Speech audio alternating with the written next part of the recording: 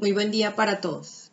En esta ocasión del curso Flora Local voy a abordar un área de la botánica que complementa la clase de Plant Blindness.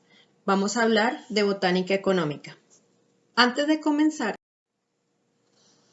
deseo contarles un poco de la historia de la botánica como ciencia y su estrecha relación con las plantas que el hombre ha domesticado a través de la historia, para relacionarlo directamente con la botánica económica, el tema de hoy.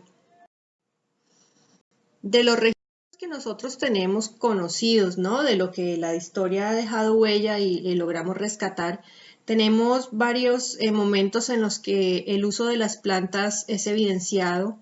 Uno de ellos hace 2700 años antes de Cristo en China. Se cree que en Cheng Nung fue el fundador de la agricultura. En esta figura lo observamos y se encuentra en lo que probablemente será un árbol de té usado para hacer alguna preparación.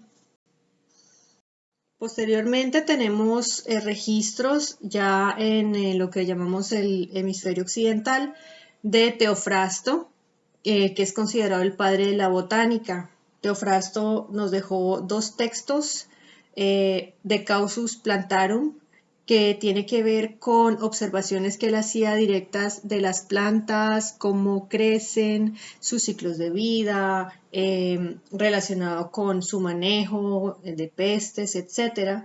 Y también uno llamado De Historia Plantarum, que iba enfocado más en los usos de las plantas y una, digamos, clasificación que él hizo a partir de estos usos específicos. Entonces, en esa época las plantas se clasificaban por su uso en medicinales, alimenticias, tintóreas, es decir, que se producen tintes con ellas, etc.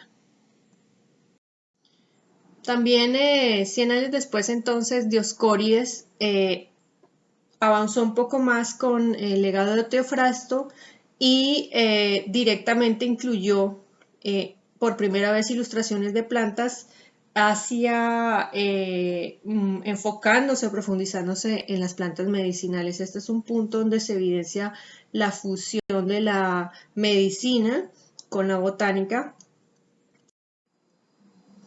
Entonces ustedes observan aquí una fotografía de una copia en árabe del libro de Dioscórides, Materia Médica, donde pueden ver que se encuentra la ilustración de la planta sobre la cual están narrando sus aplicaciones medicinales o sus usos.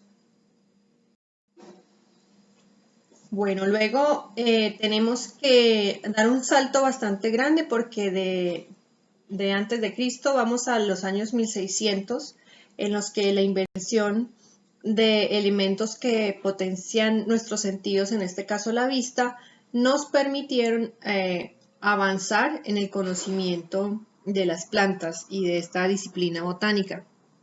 Robert Hooke fue la primera persona que introdujo el término o el concepto de célula como la unidad que compone a los seres vivos, y esta observación también la hizo en plantas.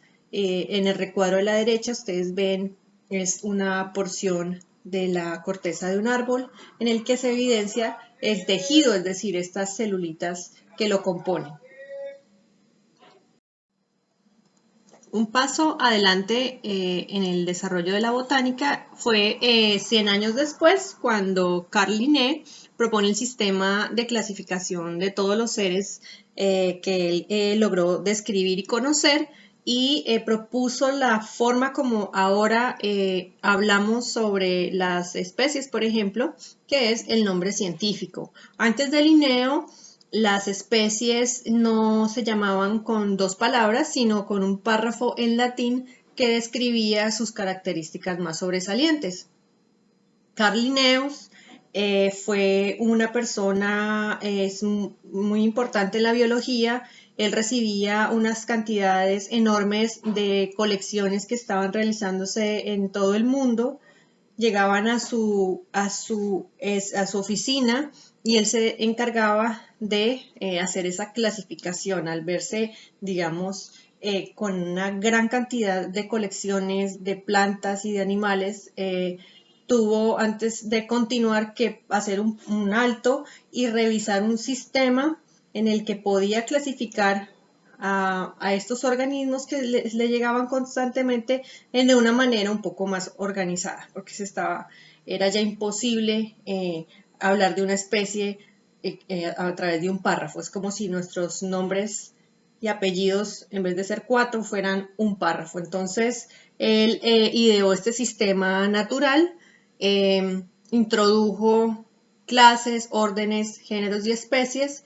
Fíjense que no hay familia como categoría en este pensamiento, en este planteamiento de Linneo. Y en 1758 se da como una fecha importante en el desarrollo de la sistemática, que es la ciencia que clasifica a los organismos en general. Hoy en día la botánica, digamos, ha ramificado, se ha especializado, haciendo puentes o haciéndolos más fuertes con la química, con la física, ha ahondado mucho en la genética, la biología molecular de las plantas, en lo que estamos hablando, sus aspectos de relaciones con otros organismos, es decir, la ecología, y en sus características como tal ha también profundizado, ¿cierto? Por ejemplo, en la anatomía, donde analizamos las estructuras, o en la morfología, donde continuamos describiendo formas del desarrollo de las partes de las plantas. La citología se encarga del estudio de las células a nivel celular. La sistemática, que sigue siendo muy importante, pero esta vez la sistemática que hacemos hoy en día en botánica y en biología está cobijada totalmente por la teoría de la evolución. Por lo tanto, las clasificaciones actuales no están buscando encasillar a las especies por uso, por un criterio muy utilitario de uso, sino con el ánimo de que reflejen la historia evolutiva de los organismos. Ahora, también se han desarrollado ramas en la botánica que aplican el conocimiento básico hacia principalmente fomentar la mayor producción o la mayor calidad de las cosechas, enfocada en los principales cultivos que sostienen el planeta. Por un lado tenemos los principales alimentos que vamos a mirar un poquito más adelante, y por el otro también ciencias como la botánica económica, de la que estamos hablando, donde se da, digamos, la valoración del uso de estas plantas, no solamente a nivel global, sino también hay estudios muy interesantes en comunidades aisladas, indígenas o de otro tipo, en el que se reportan o, digamos, estudian los usos que hacen las comunidades de sus bosques, de su entorno, relacionado estrechamente con las plantas, para acercarnos un poco a otras maneras de comprender la relación que hay entre los humanos y las plantas, y por supuesto el resto del entorno. Y de estos estudios de botánica económica en regiones remotas se han aprendido grandes lecciones. Si alguno está interesado, hay una revista científica que se llama tal cual Economic Botany, y ahí pueden leer historias muy interesantes del uso de plantas en muchísimas partes del mundo. Volviendo entonces a la agricultura como un hito en la historia del hombre, nos hizo pasar de buscar nuestro alimento en los recursos que nos daban el entorno que nos rodeaba, es decir, caminando en un ecosistema, cazando animales y recogiendo las semillas, los frutos, las raíces que podían estar disponibles para nosotros. Piensen en el gran cambio que fue la habilidad nuestra de empezar a tomar esas plantas, sembrarlas y al sembrarlas comenzar a seleccionar aquellas que nos parecían a nosotros más útiles.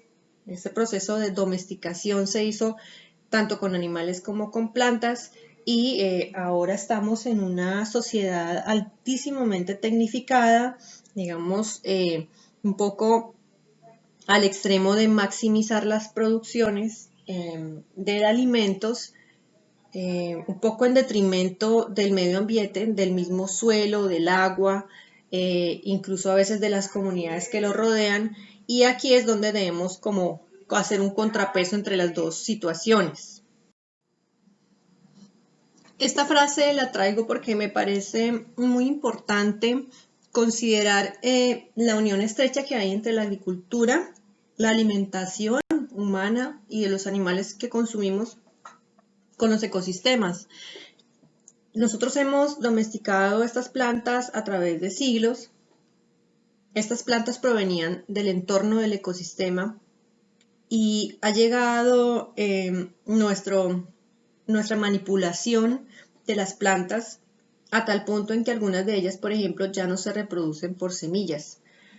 Esto nos lleva como a caminos sin salida. Un ejemplo de estos es Musa paradisiaca, que es la especie de los bananos, del guineo.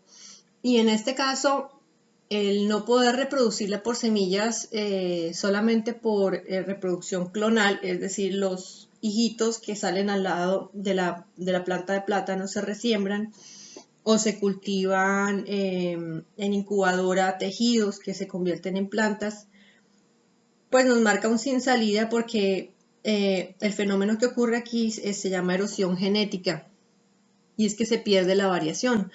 En este caso las plantas ya no se están reproduciendo cruzando información genética a través de que ocurre siempre en la naturaleza por la fecundación y pues queda en nuestras manos la supervivencia de este organismo.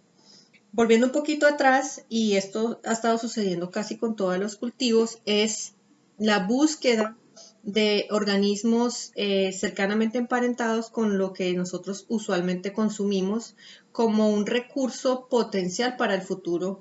Y además es de considerar que en los ecosistemas hay muchas plantas alimenticias, medicinales, con potenciales enormes que no han sido estudiadas, que están ahí, pero como no son en este momento económicamente enlazadas en una cadena de producción, no son vistas en su potencial. Y esta variación que tienen los bosques, diferentes variedades de plantas, es algo que debemos valorar y conservar porque son bancos. Realmente podemos pensar en los ecosistemas como bancos en donde están las semillas y las plantas que pueden en el futuro solucionar problemas que nosotros mismos tenemos y no tendríamos cómo solucionar. Sobre el origen de la agricultura, pues la mayor evidencia, me refiero pues a que existe esta evidencia, son la media luna fértil, ¿cierto? En China, en América Central y los Andes, especialmente hablando de las culturas maya, aztecas e incas, que dejaron como unos registros de su actividad en agricultura. También hay unos registros muy interesantes arqueológicos en la Amazonía y en la Norteamérica Occidental, entre otros, porque donde quiera que caminábamos nosotros como humanos, íbamos desarrollando esta actividad. En mayor o menor manera quedó una huella de ello. Y un ejercicio bonito es descubrir de dónde vienen los alimentos, los que tenemos en nuestras mesas y en nuestras cocinas, vienen de todo el mundo. Esta es una muestra solamente muy pequeñita, son 12 cultivos que nacieron, es decir, la domesticación se hizo en Centroamérica y México principalmente, de alimentos tan populares y comunes como la papaya y los aguacates y el maíz, por supuesto. plantas andinas que consumimos como los tomates o la papa. Plantas que están originadas en la parte más caliente de Sudamérica o más tropical. Me refiero al Amazonas y a toda la zona de Brasil, donde está la yuca, la piña, las calabazas, la vainilla, el algodón y el maní, por ejemplo, tienen origen en estos territorios. Y es así como podemos, volviendo un poco a la manera como Dioscórides hacía la clasificación de las plantas en este libro, pues realmente estas categorías son una construcción nuestra mental para meter las plantas según el uso que le queremos o le podemos llegar a dar. Y hay plantas que tienen múltiples usos, ¿verdad? Hay plantas que en una dosis pequeña son medicinales, en una dosis alta pueden ser mortales.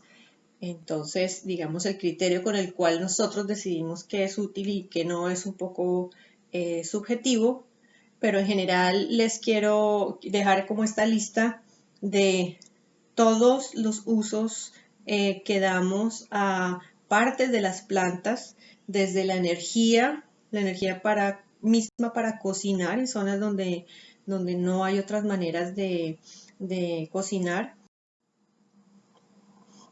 la importancia central que tienen las plantas en la salud, en nuestros días también en regiones apartadas donde no hay centros de salud o no llega la atención oportuna, son las plantas en su gran mayoría las que alivian los síntomas y curan algunas de las enfermedades de las personas y de los animales que están en estas regiones. A partir de las plantas se han sintetizado muchísimas medicinas. Si no es directamente cultivando la planta y obteniendo la sustancia química, es conociendo la estructura química de esta molécula y luego hacerla de manera sintética masivamente.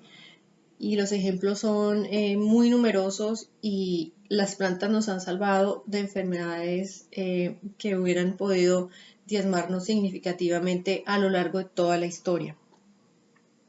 Los venenos, como les contaba, una dosis puede ser letal. Esas dosis utilizadas en las puntas de las flechas, por ejemplo, pueden ayudar a los cazadores a matar un animal para consumo sin que el animal también se convierta en un elemento tóxico.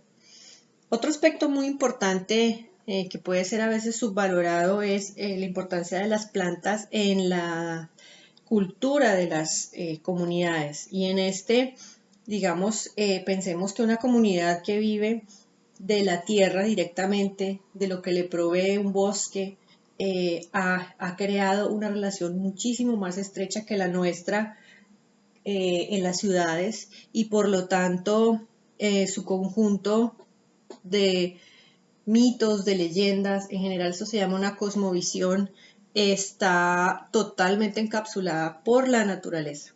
Y en este caso, estas comunidades se sienten parte de la naturaleza y no están considerándose centrales o protagonistas o con derecho de estar por encima de los demás organismos que están en ese entorno.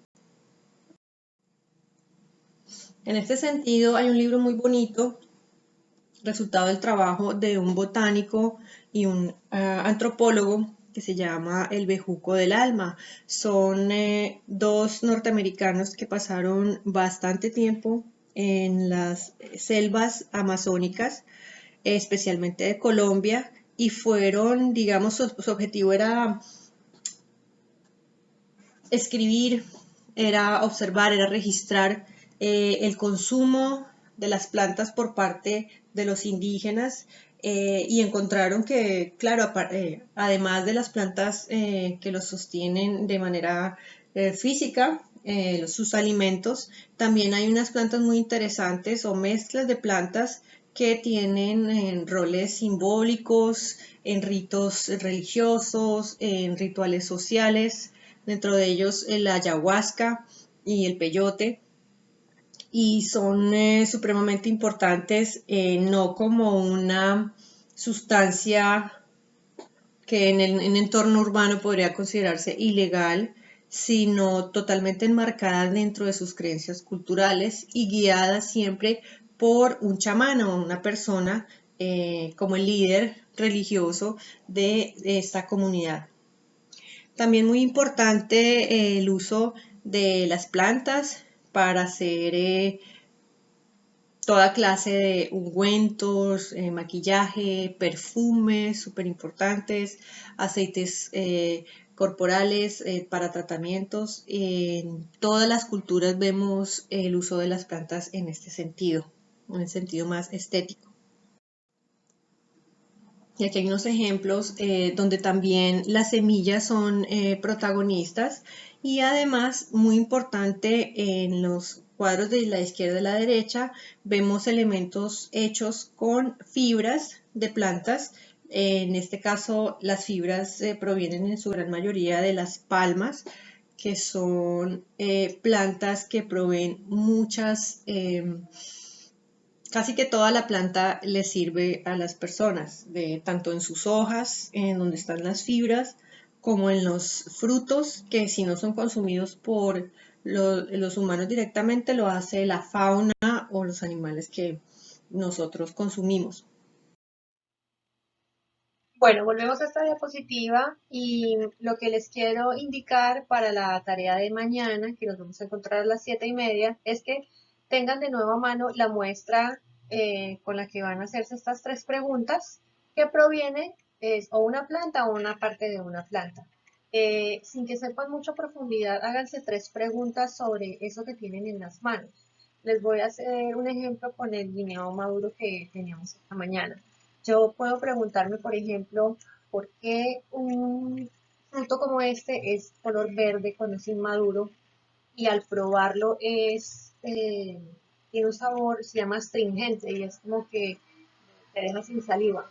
Pero luego al volverse maduro, ese sabor amargo se convierte en dulce y el fruto se vuelve amarillo y más blando. ¿Cuál de estas disciplinas me puede ayudar a responder esta pregunta? Otra pregunta que me puedo hacer es, yo sé, porque en los supermercados yo veo que este fruto viene en lo que llamamos racimos. Y esos racimos son más grandes, digamos porque he visto cuando voy por la carretera los grandes racimos de plátano. ¿Cómo puedo yo, teniendo un fruto, deducir características de las flores de donde provinieron? ¿Cuál disciplina de la botánica me puede ayudar a responder esta pregunta? Y una tercera que tiene que ver con lo que discutimos también en clase es hablamos de que esta especie, en el caso del plátano, es clonal. Todos los individuos de esos grandes cultivos son la misma especie, perdón, es el mismo individuo repetido, copiado, copy-paste, igualito, idéntico. ¿Será que yo puedo saber o qué disciplina me ayudaría a saber qué tan en peligro está este cultivo tan importante de desaparecer? Si llega a desaparecer este cultivo, ¿en dónde están otras especies similares que yo pudiera de pronto domesticar y convertir no en el mismo banano, pero sí con características similares? Esta tercera pregunta, les adelanto, pues la respuesta está en la biología molecular y en la genética. Lo discutimos un poquito más mañana en clase. Entonces la idea es que tomen su muestra, se hagan tres preguntas, lo más espontáneas, no las censuren ni las filtren. Todas las preguntas son válidas y las vamos a discutir mañana en la clase. Todas van a ser muy interesantes.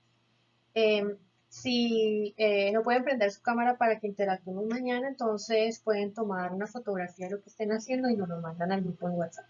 Nos vemos mañana. Bueno, y para finalizar les comento pues el taller. Lo que quiero es que tomen la información que les acabo de brindar y ahora la aterricemos a nuestro entorno Caribe. La idea es que vean los tres enlaces, los videos que están en estos tres enlaces, donde en el primero va a haber una introducción a las culturas del Caribe, Y en la segunda y tercera específicamente nos van a contar en una animación corta la cotidianidad de la cultura tairona y de la cultura zenú. En estas narraciones van a encontrar referencias a la manera como estas culturas, nuestros ancestros, hacían un manejo equilibrado con el medio ambiente. Y especialmente, o digamos, el requisito, el propósito mío es que hagamos un foco en las plantas y anoten cuáles plantas ancestrales que en ese tiempo alimentaban estas comunidades aún son parte de nuestra cultura y cómo podemos entonces también trazar un puente entre el pasado y el presente con este legado de estas comunidades.